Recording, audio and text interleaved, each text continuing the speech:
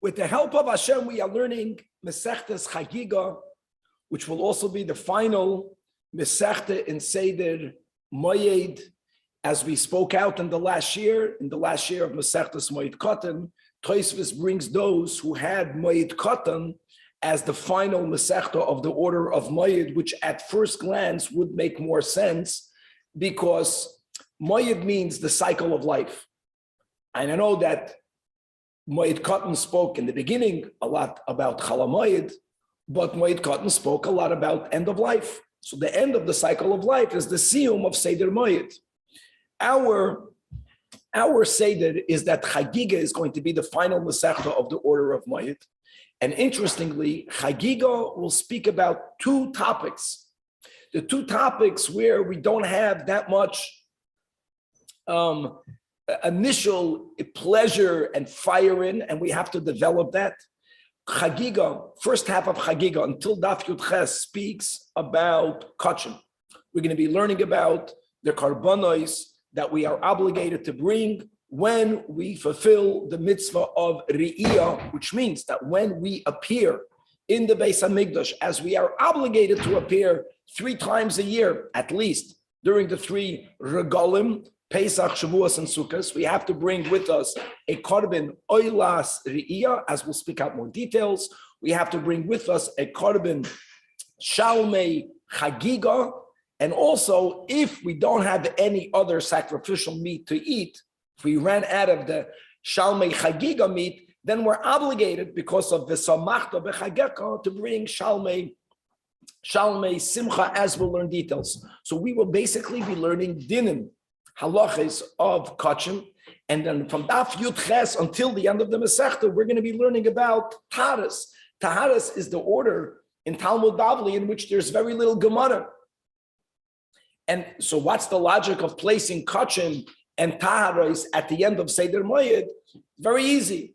As we have the famous Rav Pinchas ben Yair recorded in Avodah Zarah Daf Chaf Amud Beis and in other places, the different steps, beginning with Torah, that Torah brings a person to Zehirus, that brings a person to Zerizus. Ultimately, that's going to bring a person to Tahara. And Tahara, there are many steps that we're skipping, will ultimately lead us to Ruach HaKodesh, which will lead us to Tchias HaMeisim. So actually, since Taharas leads us to Ruach HaKodesh, which leads us to Tchias HaMeisim, for a Yid, the end of the cycle of life is life. Not the end of cycle of life is the end of life. And on that note, I would like to dedicate the entire Masechtas Chagiga over the last very short amount of time here in Chabad Solo. We had 3 families that underwent real loss. So first of all, we're dedicating Masechtas Chagiga Le'ilu Nishmas Miriam Bas Mordechay Moshe Aaron. That's Miriam Slotowitz. We're dedicating this Masechta Le'ilu Nishmas Tzvika's mother Tzipoida Bas Aliyah Halevi. We're dedicating Masechtas Chagiga to Shleima's father Moshe Aaron ben Ezriel Halevi. May their neshamot have an Aliyah. But let's come to the siyum of it all. The siyum of Moed is that there's going to be a Tchias HaMeisim.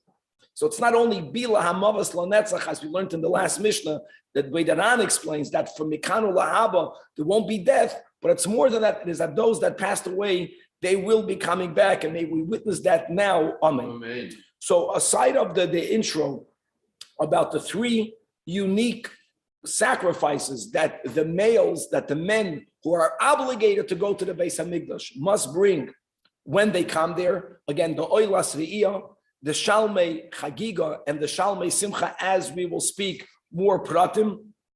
We're going to begin the Masechta by learning about those individuals who are exempted from the mitzvah of Re'iyah. And even if they appear, they don't have to come with these sacrifices. We will see who they are and why do they have such an exemption. We're going to be touching upon the famous Chatzi Evet, Chatzi Ben Choyren. There is a phenomena of an Evet Kanani, of a person, not a person who was kidnapped and sold into slavery, which is morally terrible, which is outlawed in the 10 Commandments, but there is a phenomenon of a person being allowed to sell themselves. And parenthetically, many people will tell you that their current parnasa is one in which they're not doing something that they enjoy doing, but for money, to make a living, that they subject themselves willingly to certain work conditions. So there's a concept of a person making a one-time deal, and they, so to say, sell themselves into slavery. If the owner of such an eved is a yid, part of the process is that eved has to go to the mikvah. They don't go into the mikvah to become a Jew, but they go into the mikvah l'shem avdus, and they become, to a certain degree, like a Jew. They are obligated to keep all of the negative mitzvahs in the Torah. They are also in some positive mitzvahs, they also have a shaykhus to. That's an Evet Kanani. Now, there's a possibility that such a person should become half free. For example, the father owned an Evet Kanani. The father passes away. He has two sons. One of them emancipated the Evet, but one of the sons only owns half of the Evet. Or two partners own an Evet and one frees the Evet. That person is called the Chatzi Evet, Chatzi ben Choden. We're going to be touching upon the halachic status of such a person, obviously linked to whether is that person obligated to go to the Beis HaMikdash, or whether that person is exempt from going to the Beis HaMikdash, appearing during the three Regalim with the Karbanis. Why would they be exempt? Because an Evet Kanani, very similar to the laws of women, they are exempt from keeping positive mitzvahs that are time-bound. They can opt in, but they're not obligated to keep it. So we're going to figure out whether a Chatzi Evet, Chatzi ben Choden has the status of someone that's mechuyev, or whether or not there's going to be a phenomenal machlokes b'Shamai and b'Hillel, and we will also be speaking about the halachic status of a chedesh. Now, I want you to know that the word chedesh can have many meanings. It can mean a deaf mute. It can mean someone who's only deaf. Someone who's only mute at times is called an elaim, but there are other times that person will also be called a chedesh. What's this thing about a chedesh? As we will see, people that are halachically considered mentally underdeveloped are people that are exempt from the obligations of keeping the mitzvahs. In the times of Chazal, a deaf mute did not develop. We're going to speak about the current halachic poskim, which debate how would we define a chedesh nowadays, because there were many advances that we have in the world, and we know how to communicate, and we also know how to allow a chedesh communicate with us. And the moment there's communication, there is mental development, and according to most halachic poskim, today we don't have the halachic chedesh. But just that we're going to be speaking about, when the Mishnah is speaking about a chedesh, is it the deaf mute, or only the deaf, or only the mute, and many other details. Without any further ado, let us start on Daf Beis Amud Aleph, beginning with the Mishnah.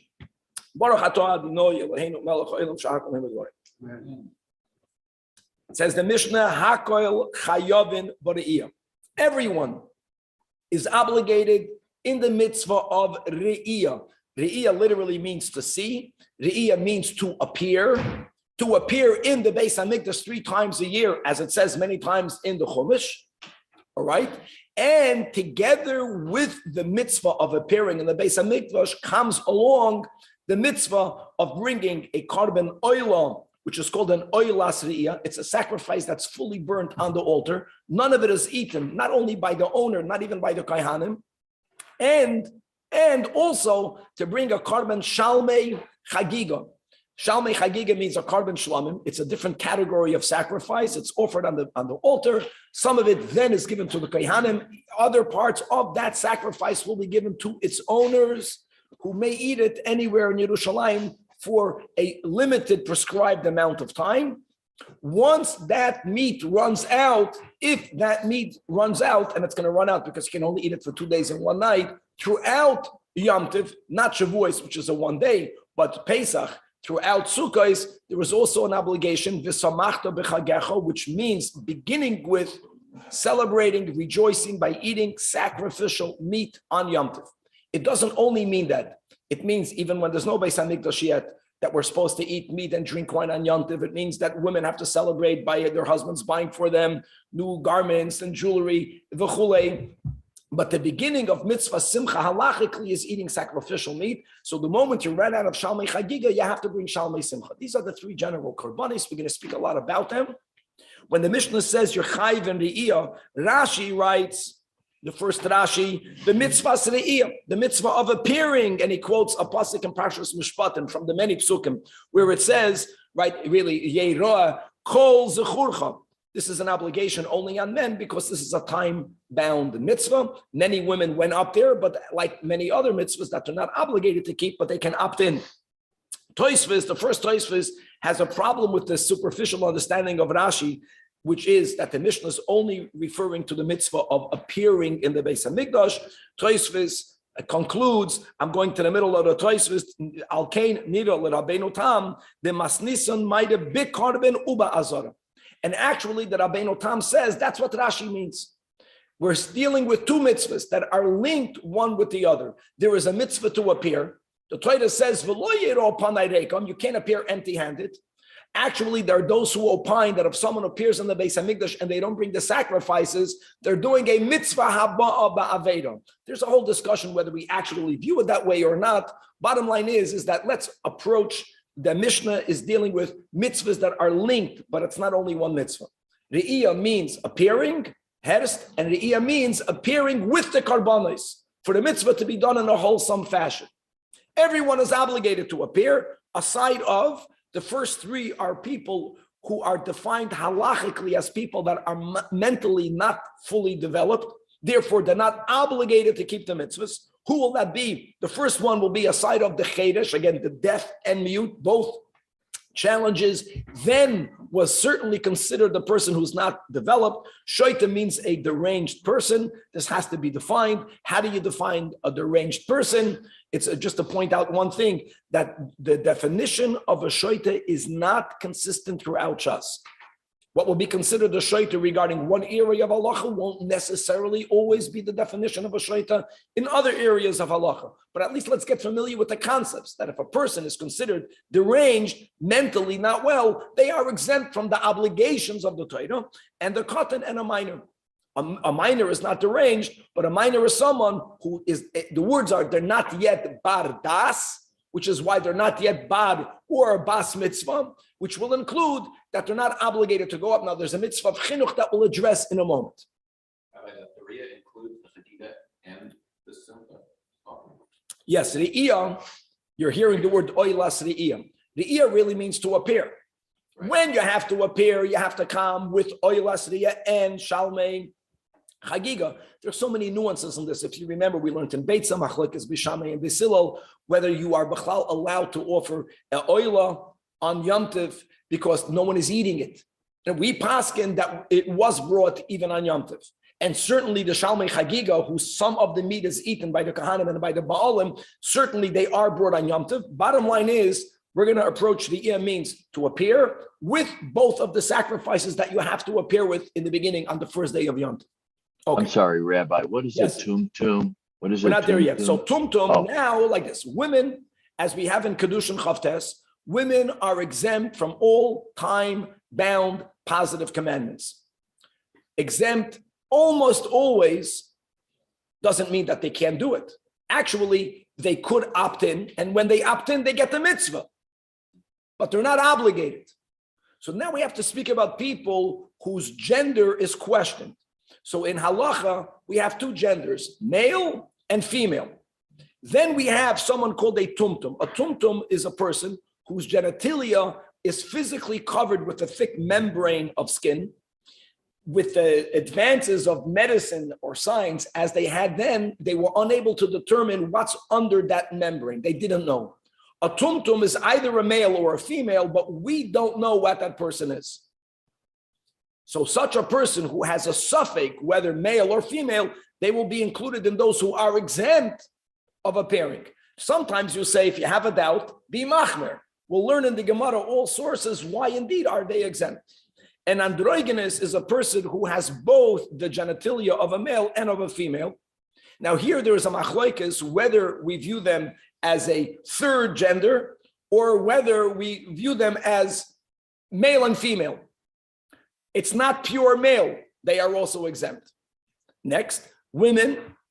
Avadim. Avadim means, like we mentioned in the beginning, a eved that was born to a non-Jewish mother who now belongs to a Jew who underwent the mikvah l'shem avdus, she'eino mishuchradim, that's not yet emancipated. Because once an eved Kanani becomes freed, since that person, if it's a man, already had a bris milah, as an eved. They went to a mikvah for avdus. If they become emancipated, they become automatically full-fledged Jews. Then they're obligated to keep all of the commandments if they are male, like any other Jewish male. Now, now we're going to go through people that are exempt of appearing in the temple because there's a physical infirmity. They can't, the gashmis, there's something wrong with them. So for example, hachiger, someone who's lame. Now you can argue, big deal, carry the person into the azara. We don't view it that way. The Torah calls these yomim tovim regolim. There's many reasons, including regel means feet. You have to be able to walk at least from Yerushalayim to Harabayas. Aside of the fact that many people would walk up the mountain to Yerushalayim, and that's really a walk. But if you're unable to walk because of something external, you are exempt from the obligation. So a lame person, we'll see soon why a blind person is exempt. Hachoila, someone who's ill. Vahazakin, not ill, just old. And also, umi she'eno yachal alis b'raglav, any person who's unable to walk on his own with his feet from Yerushalayim to Harabayas to the Azara.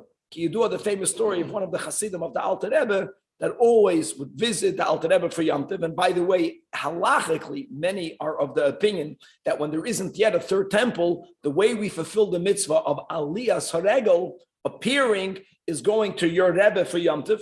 This is a halachic concept. And such a chassid would always walk from his village to the Alter Rebbe in Liyazna or in Liyadi by foot. When he got very old, he was unable to walk. So the Hasidim offered to give him a ride. They had a horse and carriage. He said, absolutely not. He says that he felt that the only pure mitzvah he did in his life was going to his Rebbe for Yom Tov. He says when he's going to come into the next world and God is going to want to reward him, he doesn't want to be rewarded together with the horse that took him.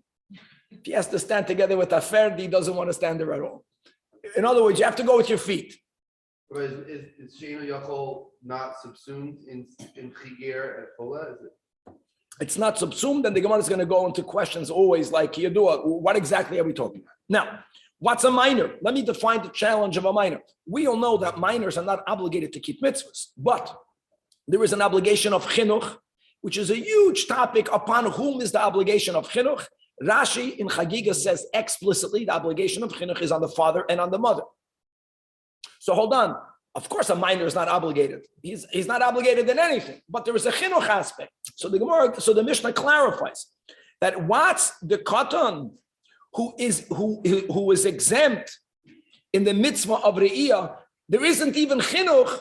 That's only kol she'enu yachal lirkav al kasef of shel aviv. He's even unable to ride on his father's shoulders and to go from Yerushalayim to Harabayas. These are the words of Bishamai. The moment a child is able to ride on the shoulders, see, there's something called taf. Taf means infant, something called a minor. That's the cutoff, according to Beishamai. If he's not even able to sit on the shoulder, that's called an infant. There's no mitzvah of chinuch yet when it comes to going to the Beis HaMikdash.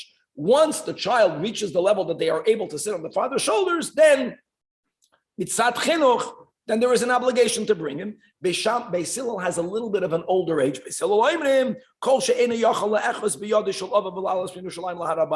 child who's unable to hold on to his father's hands and to walk from Yerushalayim to Harabayas, he is able to ride on the shoulders, but he's not old enough yet to walk, which makes a lot of sense. Because what's mitzvah chinuch? The mitzvah of chinuch is to begin to train a child to do something now, that which he will do as a bar or bas mitzvah, as a obligated full-fledged Jew. If he's not walking now to Yerushalayim, so where's the chinuch?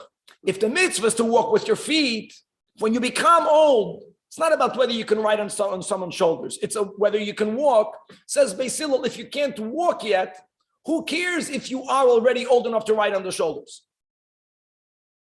Okay? And we'll have a moment. We're going to go back to the Rebbe, to a Sicha, and look at the Sichas Chelik Tezayim, which the Rebbe will explain the underlining machlokas Beishamai and Beis Hillel, number one. The second Beishamai and Beis Hillel that we'll have in a moment, and the siyum of Chagiga, if we'll have time, we'll come back to it at the end of this year. Okay. Shenemar, as it says, Sholosh Regolim, from where we see that the emphasis, Yakir, is regel, to walk. So again, if he's not of the age that he's able to walk, then there is B'chlal no chiyuv of chinuch. No, that's the big question. If a child if a child is going to be eating on Yom Kippur? Do you make Kiddush? It's the same question. Now, a child is not obligated to make Kiddush ever. Why would you make Kiddush? Because of Chinuch. Doesn't make sense, because when the child will become Bar Mitzvah, he'll never eat on Yom Kippur, you'll never make Kiddush. In other words, is there an inyan to do something as a cotton mitzat chinuch, which is exactly what you're doing, will never happen as an adult? Now, my example is not the best example, because even as an adult, if an adult is exempt from fasting and obligated to eat, right, then they make Kiddush. So it's shaykh to make Kiddush for a meal on Yom Kippur. Masha'enkin, here it's not shaykh at all. The mitzvah of Aliyah's horegel is to walk with your feet from Yerushalayim on the beautiful ramps that they made onto the Harabayas, which really means the Azar. Now that we spoke about the Re'iyah, now that Tosfos even clarified in Rashi, Re'iyah doesn't only mean to appear in the temple courtyard. Re'iyah means to appear with the sacrifices, and we're going to focus now on the two sacrifices that you brought in the beginning, because there are three karbanos, but the shlamim of Simcha are in the place of when you ran out of Chagiga, now you add karbanos Shalmei Simcha. But on the first day, and we paskin like Basil, but you bring it on the first day, you have two karbanos, Oila and Shlamim. It's amazing that when it comes to the halachas of Kachin, there are certain sacrifices that have no minimum value. The Torah doesn't specify, not the written Torah, not the oral Torah, not even the Rabbanon. Buy whatever you can buy it for. There are certain sacrifices that need to have a minimum value. When it comes to the Shalmei Simcha, there isn't even rabbinically a minimum value. When it comes to the first two, Oilas Re'iyah and Shalmei Chagiga, they have to have a minimum value. And we're going to have a very interesting machloikas between Beis Shammai and Beis Hillel, which one has to be worth more than the other. Now, before you read it inside, what do you think? A oila, carbon oila is an animal that's fully burnt on the altar. There's only one achila. Only God consumes it, if you can use those words. Chazal use those words. A carbon chagiga, a carbon shlamim, is eaten by Hashem and by the Jewish people. Kahanim and then the Baalim. So which one would you think needs to be more valuable? Normally, if it's more valuable, there's more meat. So you would think that a shlamim, because there are more consumers. Yet there's a machlekes Beis Shammai and Beis Hillel. Again, we'll come to the end of the class. We'll come back to a sicha, God willing, where the Rebbe uses this as a great insight as to the thinking of Beis Shammai, which will make him consistent with the first argument regarding the minor, even not being able to walk, only able to ride on the father's shoulders is obligated. Is Hillel being more machmir? Here, there's no machmir. In the first case, he's being more lenient because he's putting the age of the minor older. That's called more lenient, only from a later age. Here, you can't say more lenient or more machmir, David, because it's just which one has to be more valuable. I got to bring both. I'm not saving money according to anyone. Question is, which one has to be the more that's more valuable? So let's read it inside. Beis Shammai, the school of Beis Shammai says, Hara'iyah, which is the carbon oila, has to have rabbinically the value of 2 kesef. Now, kesef, we know kesef means kesef. Kesef means silver. In the times of Chazal, there was a name of a coin that's called a ma'ah. Mem ayin hey. A ma'ah was 1/6 of a dinar. 2 kesef means 1/3 of a dinar. Okay, these were currencies that people were familiar with them. 2 ma'ah, minimum. The chagiga, which is a shlamim, which isn't only burnt on the altar, but some of it is also consumed by the kohen and by the owners, only 1 ma'ah. Interestingly, according to Beis Shammai, which animal has to have more, even Gashmi is the value, the oila. The Chagiga, the Shalmei Chagiga, half, only 1 ma'ah kesef. And Beis Hillel Oimrim, in Yiddish, Punkt verkehrt, the opposite. Hara'iyah ma'ah kesef and Chagiga shtei kesef. We'll come back to that, machlokes. And please remind me, okay, says the Gemara.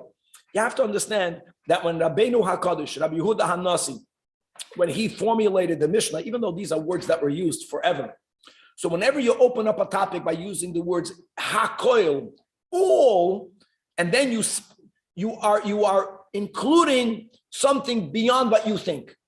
That's the rule. That's the way we interpret the formulation of the Mishnah. So the Gemara begins. It's a very common opening. The first word in the Mishnah, the first word in the Masechta is hakoil la'asuye mai. What are we including? In other words, there must be a case where one will think, is that person obligated? Is that person not obligated? And Rebbe is hinting, even that person is obligated. Who is that person that's obligated in the mitzvah of Re'iyas HaRegel? So approach number one is la'asuye misha chetzyoy eved b'chetzyo ben choyim. A person who's half slave, half free. Like we mentioned, there was an Eved Kanani who belonged to a father who passed away, 2 sons, each one inherits half, or 2 partners bought an Eved Kanani. One of the owners emancipated the Eved. The Mishnah says that an Eved, before being emancipated, is not obligated. It's a time-bound mitzvah. Here, half, so to say, half is free, half is an Eved. So you would think maybe they are exempt. So the Mishnah say, even since there is a chatzi, half of this person is a bona fide free man, so then he has to go, even though he's taking the other half with him. Problem is that in 2 daf, not on Gimel, but on daf Dalid, Ravina will clearly explain a Mishnah by saying, Misha chetzyo eved b'chetzyo ben choyim, patur ben hara'iyah. And we don't want to interpret the Mishnah in a way that we are going into a machloikis, or at least how will Ravina interpret hakoil? And by the way, we're going to come back to this. Let's first move on. Hakoil, la'asuyei mai, la'asuyei chiged b'yom rishon. Another phenomenal concept. You know, the openings of Masechtas, they lay a certain framework or groundwork that's foundational. There is a din called tashlumen. Tashlumen means compensation payment. Tashlumen means, just for example, if you loaned me money and the due date was yesterday and I didn't pay, doesn't mean that since I didn't pay, I'm off the hook. Today, I got to do tashlumen. Tashlumen means I got to compensate something that should have been done before. In most cases, sometimes there's not a penalty. By money, we can't because that's interest, but you pay later. We are obligated to bring on the first day of Yom Tov, let's begin with 2 sacrifices. Oilas Re'iyah, a korban that's fully burnt on the altar, which is connected to the mitzvah of Re'iyah, of us appearing in the temple courtyard, and a Shalmei Chagiga, korban shlamim connected to the Chag. These are 2 korbanos. When? Ideally on the first day. If one did not bring it on the first day, what happens then? We don't say like Erev Pesach, you missed a korban Pesach, Shalom, Pesach Sheni, at best. No, here we say that during Yom Tov, you can compensate for it. Not only during the Yom Tov of Pesach, not only during the Yom Tov of Shavuos, but we just learned in the previous Masechta, not only in Sukkot, but even Shavuos, that is only biblically a 1-day holiday, the subsequent 6 days, total again of 7 days, are days of Tashlumen. Now, there are 2 foundational ways, different one of the other, of how to view Tashlumen. Option number 1, the obligation is on day 1. If I didn't bring it on day 1, when I'm bringing it on day 2, or on day 3, or on day 4, what obligation am I fulfilling? The obligation of day 1. The obligation is 1. I get to fulfill it later. There's another way of viewing compensation. If I didn't pay my dues on day 1, that obligation is carried over to day 2. Now the obligation is the obligation of day 2. And if I don't do it on day 2, now it becomes a new obligation of day 3. What difference does it make one way or the other? Huge. What happens if someone is exempt on day 1? For example, they're lame, just one example. And then they got healed. And on day 2, they're no longer lame. If we view every day as the tashlumen of day 1, the person was lame. They'll never be obligated. If we say that if I didn't do it on day 1, the obligation gets carried over, and now it becomes a new obligation of day 2, then one can argue if now on day 2 the person is not lame, they have to bring it. So the Gemara says that this comes to include if someone was lame by Yom Rishon, and then v'nispashet. V'nispashet means he got extended. It means he got healed. Whatever the lameness was, the bone got healed. By Yom Hasheni.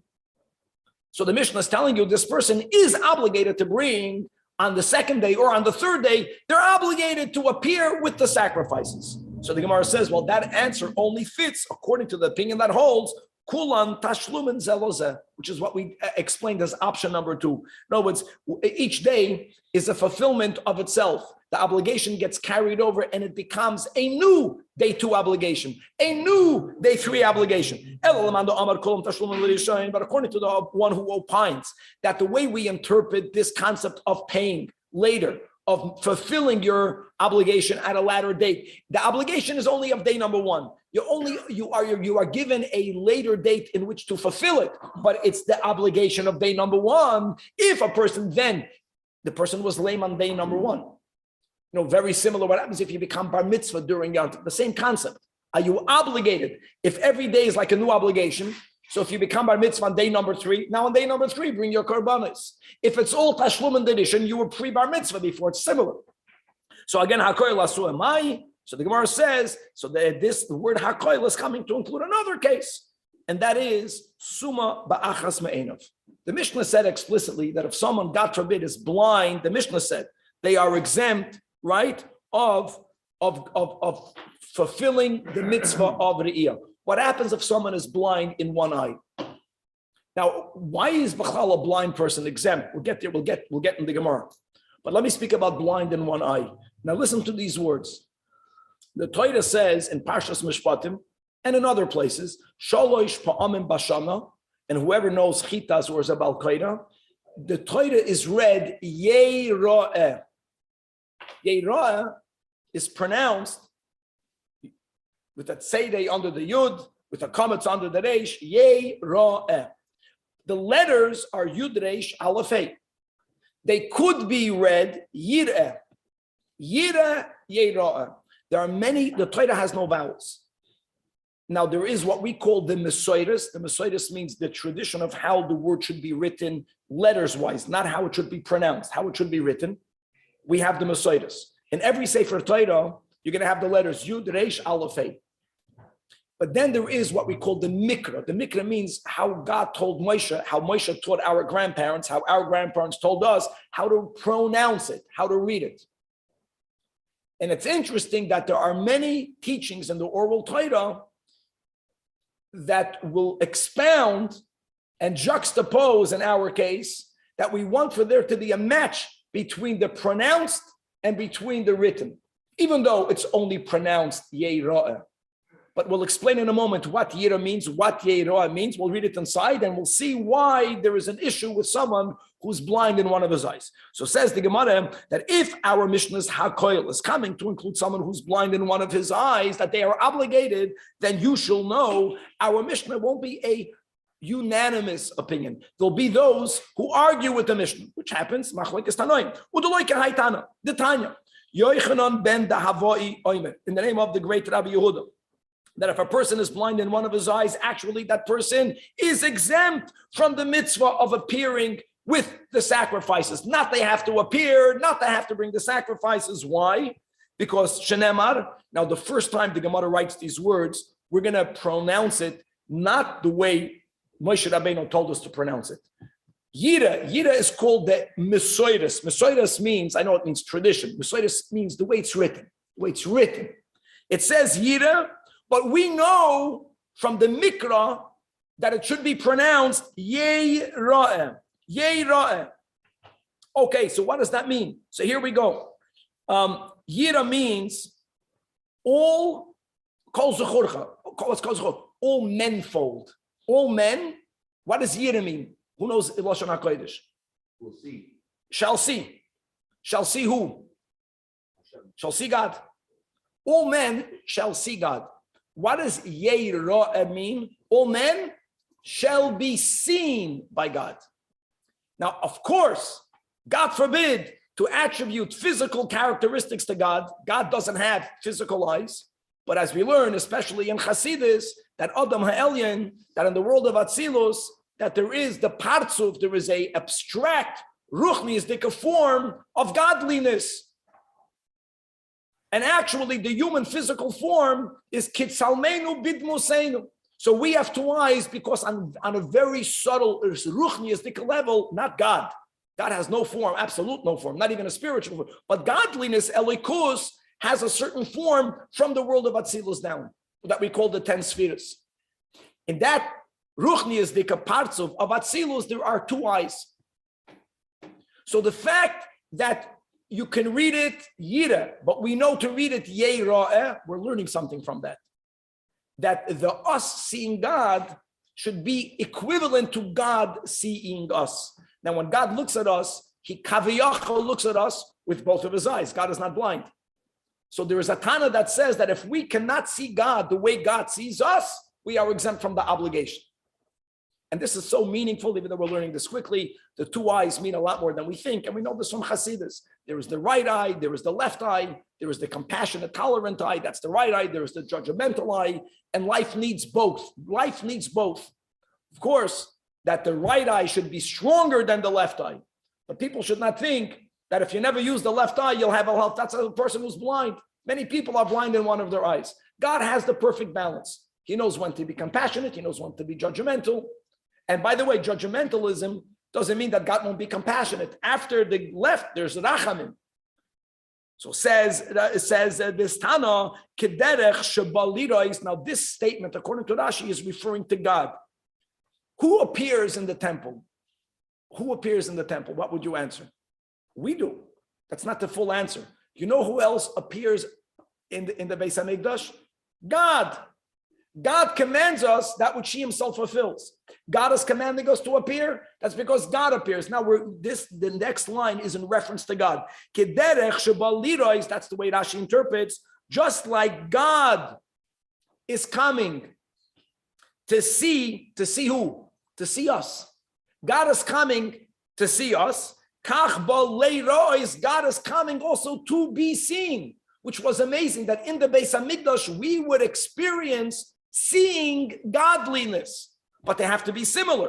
Ma lirois, just like when God sees us, so to say, on a very subtle ruchniistic level, God sees us with both of God's eyes. So also, af leirois, God who wants to be seen, the obligation is to be seen by people who have two eyes. Bishtei einov. So that this Tana holds, Yechon the Navai holds, a person who summa ba'achas me'einov, my friends, is exempt.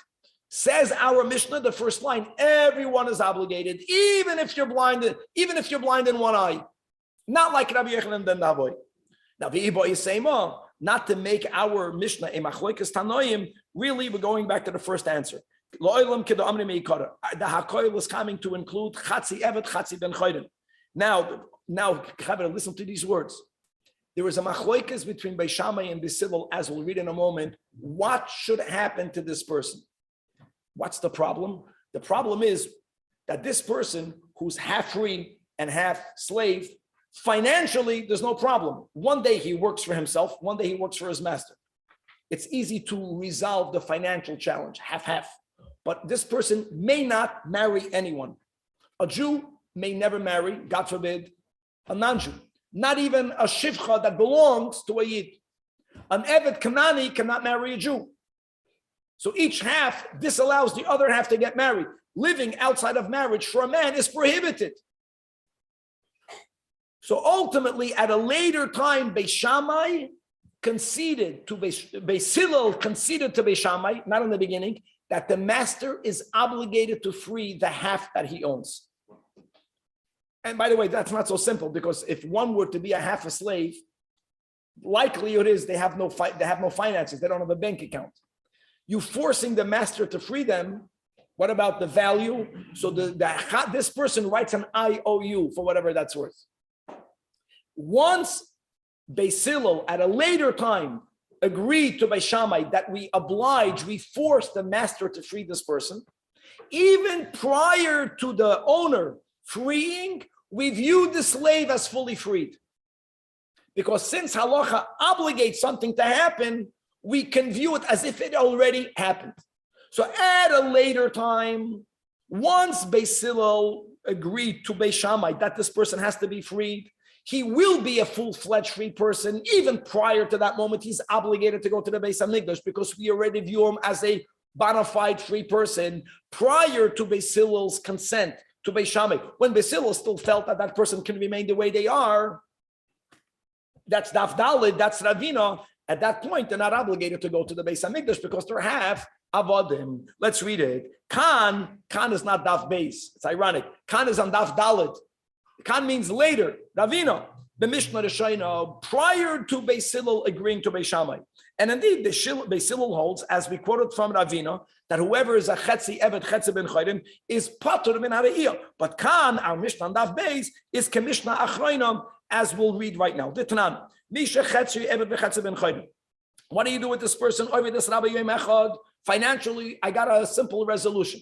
One day he works for his master, and one day one day he works for himself. These are the words of Beis Hillel. The school of Beis Shammai tells Beis Hillel that Beis and Beis.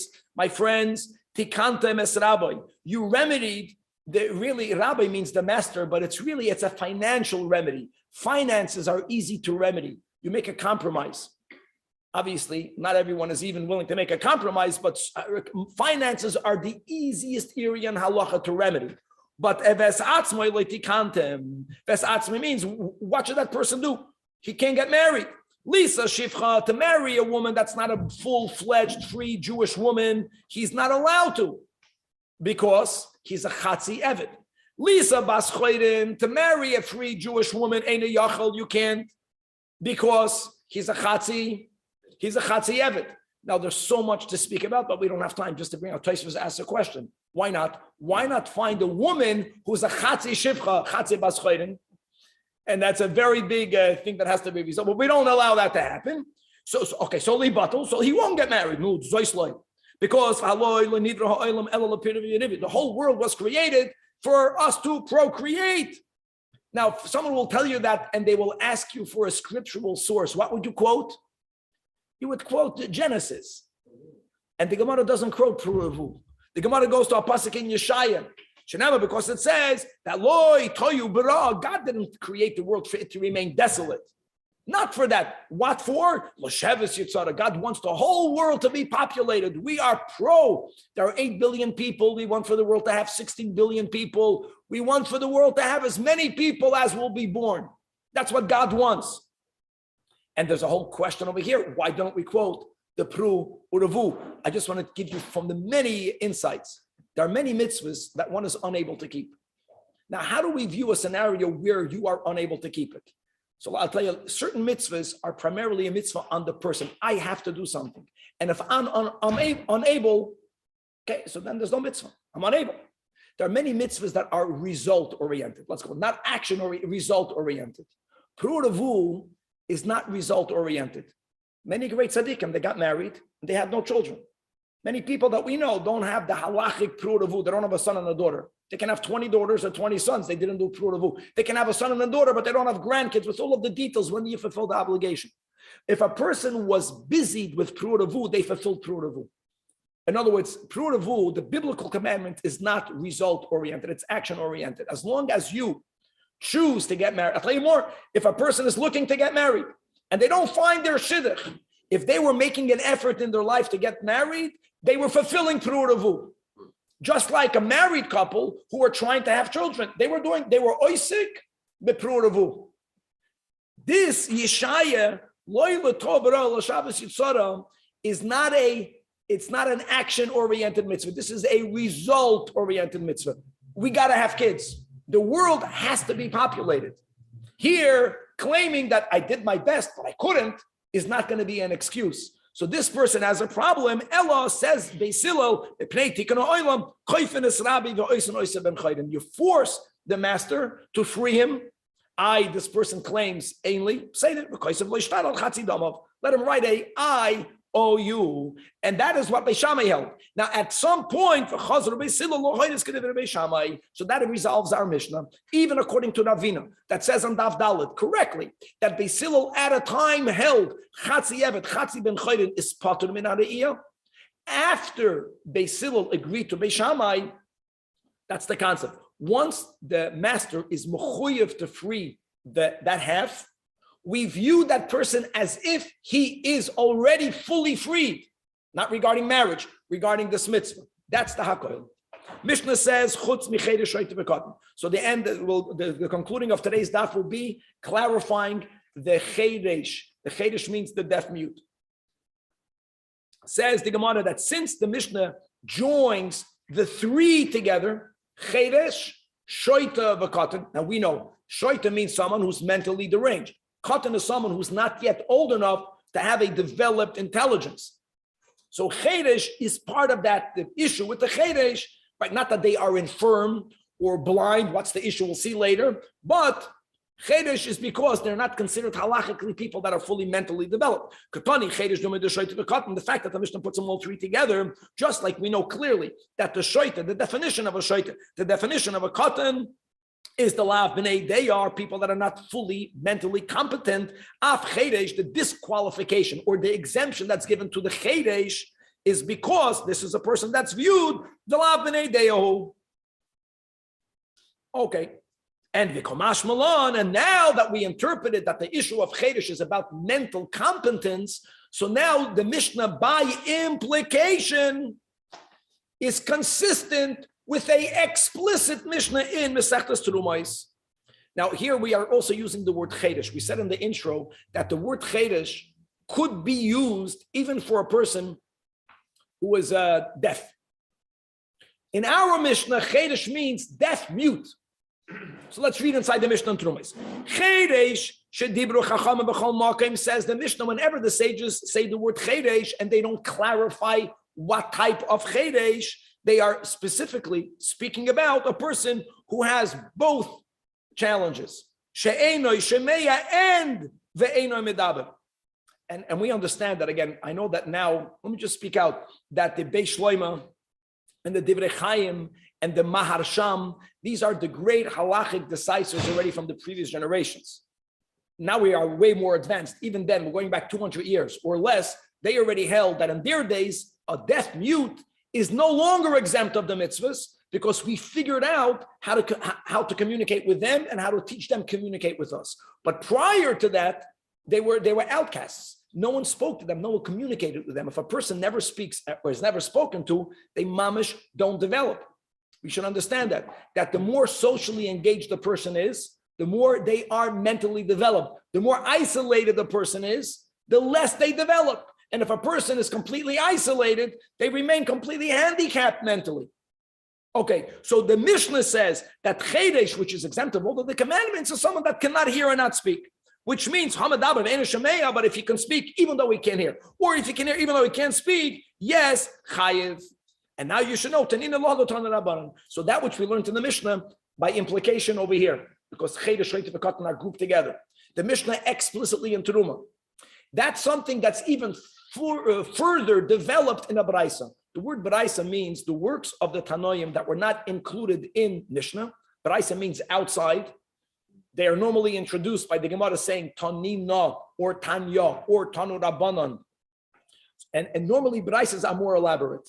And indeed, like from our Mishnah, it's only implied. The fact that chedesh shoita v'katan, but this is clearly spelled out even more in the following Braisa, where it says hamadaber ve'enu shemeya. Now here, you see, once you go into greater details, you can use the word chedesh more often, but you have to clarify.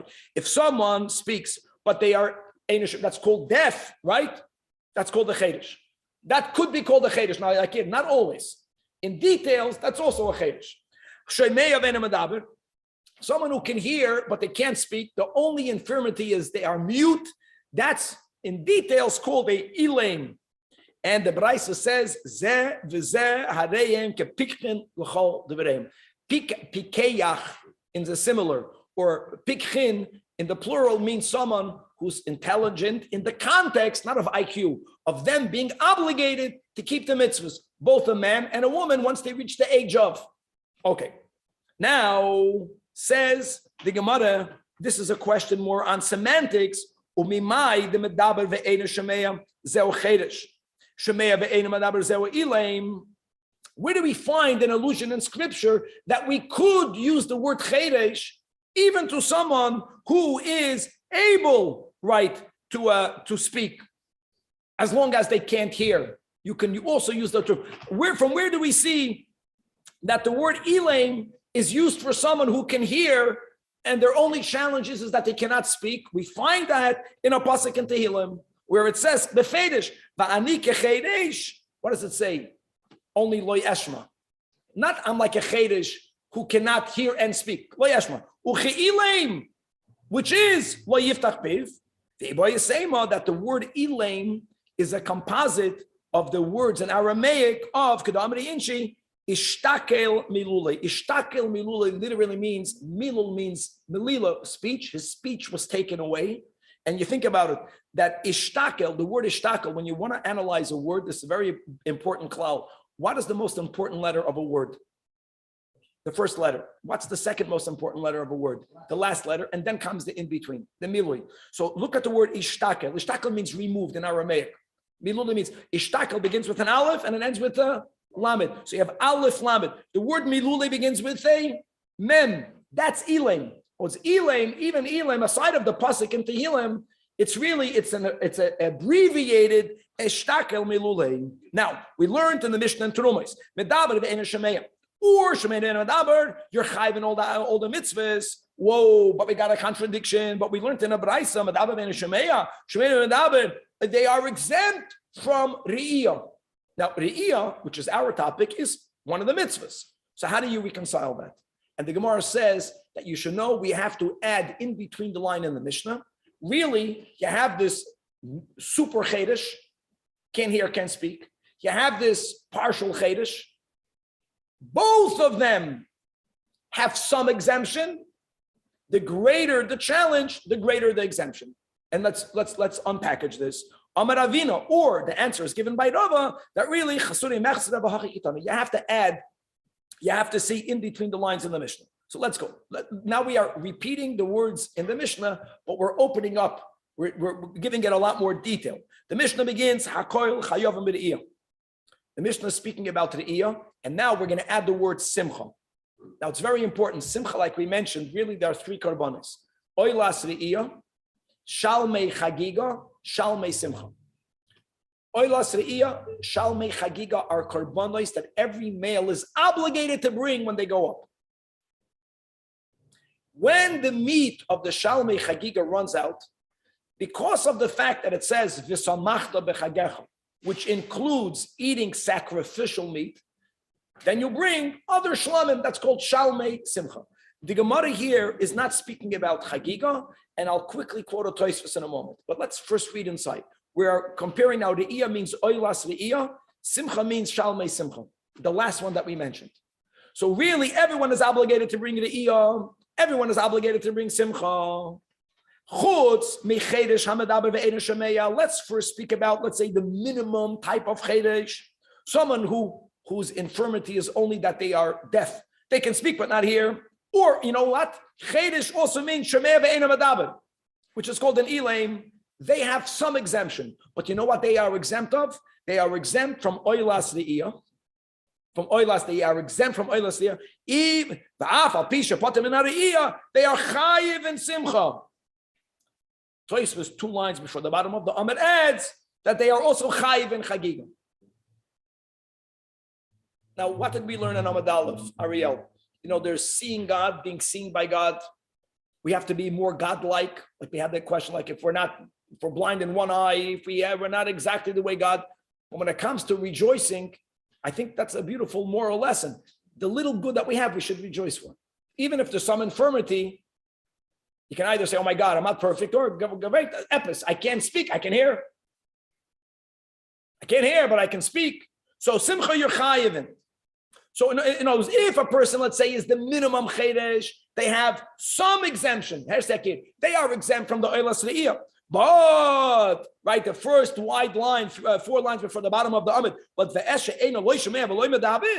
but someone who is complete deaf mute, they are already considered people who are mentally not developed, and a shaita, however that's defined, and a minor, they are even exempt from the Shalmei Simcha. And indeed, we learned that explicitly in the Brayso, where it says, Hakol chayavim, both in the Iyah and in Simcha.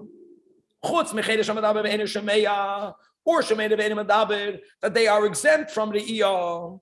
Now we're going to learn in tomorrow's daf scriptural sources, like why. I mean, we gave a nice title, but they are exempt from oilas re'iyah.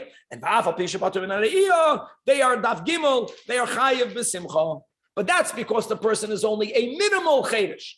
But once you have the bona fide chedesh, which is both deaf and mute, the eshe ein lishmei v'lo medaber, and the shota and shoita and the cotton, they are paturim. Af min hasimcha, they not only are they exempted from oilas re'iyah, but they are also exempted from shalmei simcha. And according to Tosfos, they are also exempted from shalmei chagiga. Why? Because a deaf mute is exempt from all of the commandments. They are exempt and not obligated. Hoyel upeturim mikol mitzvahs hu amurais batoira. Now I want to go back just to quote the Lakutei Sichos Chelik Tezayim Truma Dalet is a phenomenal sicha. It's a very long sicha where the Rebbe speaks about the underlying foundation, which explains all of the arguments between Beis Shammai and Beis Hillel. And in that sicha, the Rebbe is really making a siyum on Chagiga. And when the Rebbe makes a siyum, many times he connects the end of Chagiga to the beginning. And in the beginning of Chagiga, we have two arguments, Beis Shammai and Beis Hillel, as we had in the Mishnah. And let's go into both of them. So here's the thing when it comes, let's speak about karbonos. Let's go to the second explicit machlokes in the Mishnah about which one should have more value. When you look at something, do you look at its root or do you look as it's developed? Beis Shammai always look at its root. It looks at the core. Beis Shammai goes a lot deeper. When you are gevuradik, you always go deeper. You can only be chesed when you're more superficial. Sometimes that's the way you gotta be. But when you analyze your brain, in the root, all karbonos are given to God. It doesn't make a difference whether I will eat it, whether Kohen will eat it, whether I won't eat it. It's an offering to God. The way it's externalized is that certain karbonos are taka fully burnt on the altar. So it's done externally, it expresses what it really is. And certain karbonos, it's already difficult to notice that because the moment I get to eat from the carbon, it almost looks like it's a little bit of a selfish activity. Some to God, some to me. Beis Shammai considers if something, even as it's developed, is still purely mirroring its root, it's more potent, it's more chashuv. So dafke the oila, that even begashmius, all of it is burnt on the altar, it's clear that a carbon means I'm doing an act for God. Because that's what a carbon is. It's a pure act for God. Even the eating of the kohen is for God. Even the eating of the owners, the way it should be, is for God. According to Beis Hillel, looks at the things the way they are, so to say, more on its external level, which is good and bad. It's not about good, it's a different approach. So on an external level, a shlamim is more developed than the oila, because the oila is only given to God. The shlamim is given to both. That's why Beis Hillel is the one that holds that the shlamim has to have more value. The Rebbe says the same thing when it comes to chinuch. Externally, when as a child, you can argue, the mitzvah is to walk from Yerushalayim to Harabais. So if the child cannot walk yet, he's not old enough to do the mitzvah. Why would Beis Hillel say, why? So Beis Hillel says there's no mitzvah of chinuch. Beis Shammai sees in a child, even though the child externally cannot walk yet, the moment the child is old enough to ride on the father's shoulders, he's no longer an infant. He already in potential, we all have young children, or we have young children. You know that moment when they are about to walk. Beis Shammai sees the root. He's about to walk, he's already walking. He doesn't need for things to fully express themselves. The koyach, the potential of walking, you already find in a child as long as he's riding on his father's shoulders. So from then you're chayv in the mitzvah of chinuch. Gavaldik. We'll leave it at that. God willing to be continued. What are we learning from this when it comes to the chinuch of the child?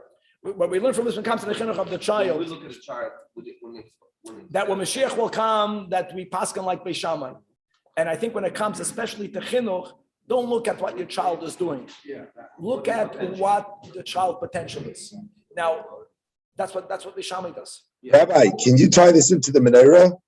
Sure. Because Beis Shammai, Beis Hillel. Danny's asking in the Masechta Shabbos, we have the machlokes Beis Shammai and Beis Hillel, like the first night of Hanukkah, right? How many candles do you light? So when you look at the lamp, every lamp had had that minimum amount of oil. That had the chatziloig. How much did the chatziloig of the first light, how much power did it have in potential? Now that we know the story, it had enough to burn for 8 days. So the greatest miracle was in the beginning. It had the greatest potential, but it didn't happen yet. Beis Hillel only looks at the external. Only after the miracle happened do we celebrate the miracle. So the 8 days, 8 candles, because wow, it burned for 8 days. Bishama, you already saw that potential on day number 1. Actually, the second night of Hanukkah, the oil only had potential for 7 days. It was less potential. So every day, according to Bishama, you go down a candle. Fits. Thank you, Rabbi. He also Rabbi, compares the Curious, Tu why don't they B'Shvat. just say you pay the same amount?